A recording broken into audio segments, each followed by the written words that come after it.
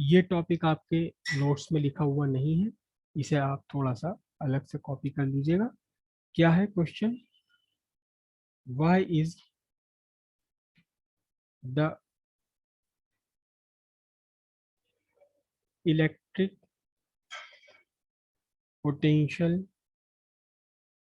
Energy, why is the electric potential energy of why is the electric potential energy of uh, electric dipole is zero? कब? when p vector perpendicular e vector, यानी कि dipole is set dipole is set perpendicular to electric field। क्यों इसकी energy zero होती है, electric potential energy, जिसे कि हमने बेसिक लिया था electric potential energy of dipole find करने के लिए। ठीक है, तो बिल्कुल सिंपल सी बात है, देखिए ध्यान से। ये मेरा यूनिफॉर्म इलेक्ट्रिक फील्ड है, ये यूनिफॉर्म इलेक्ट्रिक फील्ड मैंने बनाया ये। और यूनिफॉर्म इलेक्ट्रिक फील्ड में या किसी भी इलेक्ट्रिक फील्ड में अगर मुझे बनाना हो क्या, इक्वी पोटेंशियल सरफेस, तो मैं इक्वी पोटेंशियल सरफेस कैसे बनाऊंगा?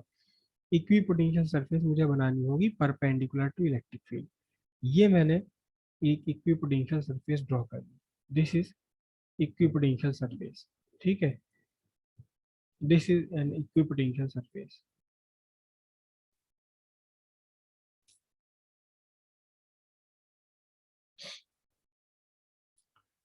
अब एक डाइपोल है जो आपके इलेक्ट्रिक फील्ड के परपेंडिकुलर रखा हुआ है, तो सिंपल सी बात है, डाइपोल कैसा रखा हुआ है? इक्विपोटेंशियल सरफेस पर है। ये माइनस क्यू चार्ज है और यहाँ प्लस क्यू चार्ज है।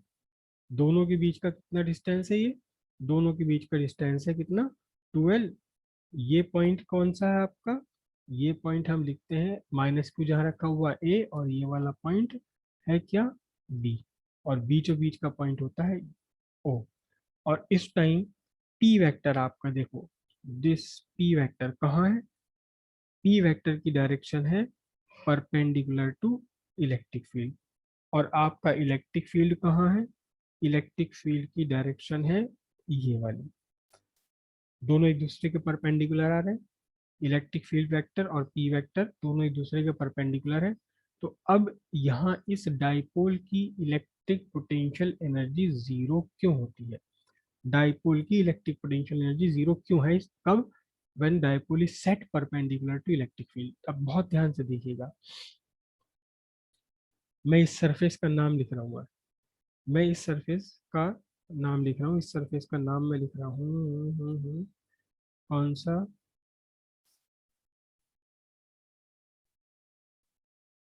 S S dash, S S dash. ठीक है, तो क्या लिखा मैंने, देखिए, S S dash is equipotential surface. कैसी है? Perpendicular to E vector, electric field vector के परपेंडिकुलर है ये। ठीक है, therefore potential at A is equal to potential at B. ये तो क्या है? ये प्रॉपर्टी है, इक्वी पोटेंशियल सरफेस की प्रॉपर्टी है, इक्वी पोटेंशियल सरफेस की प्रॉपर्टी है ये। क्या कि potential at every point on equipotential surface is same. ठीक है, V A is equals to V B is equals to V, मैंने इसे वी कह दिया। ठीक है, अब हमने क्या किया था? याद कीजिए, electric potential energy of dipole is the work done to assemble a dipole inside electric field by bringing negative and positive charge one by one. एक एक करके पहले आप निगेटिव चार्ज लाए, फिर पॉजिटिव चार्ज लाए, या पॉजिटिव चार्ज लाए फिर आप निगेटिव चार्ज लाए बाहर से, और दोनों को आपने यहाँ असेंबल करके क्या बना लिया? एक इलेक्ट्रिक डाइपोल बना लिया। इसमें जितना भी वर्क करना पड़ा आपको, this is the electric potential energy of dipole. ठीक है,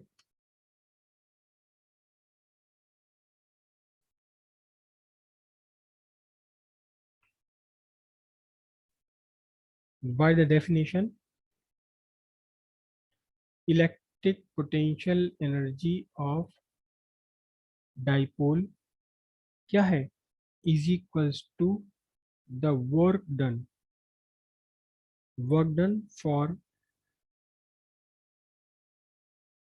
assembling the dipole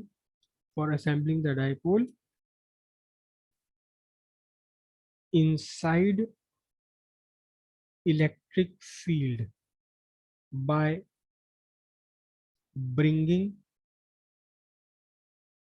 positive and negative charge कहाँ से, from outside the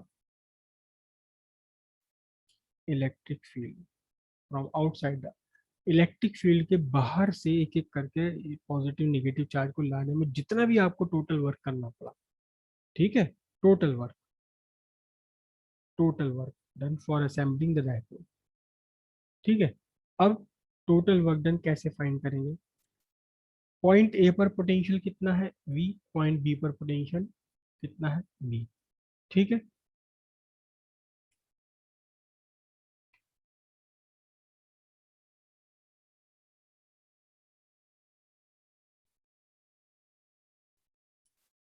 work done for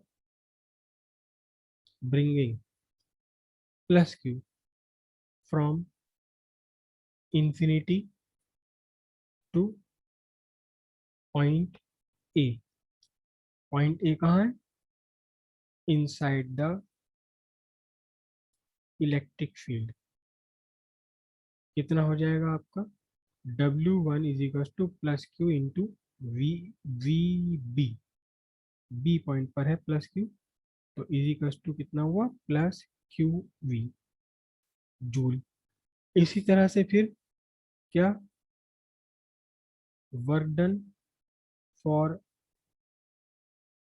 bringing minus Q, कहाँ से कहाँ थे, from infinity to point A, point A कहाँ है, inside the electric field, W2 is equal to कितना होगा minus Q into V A, V A भी कितना है V है, वी ए भी कितना है V है, तो फिर क्या बना आपका, हेंस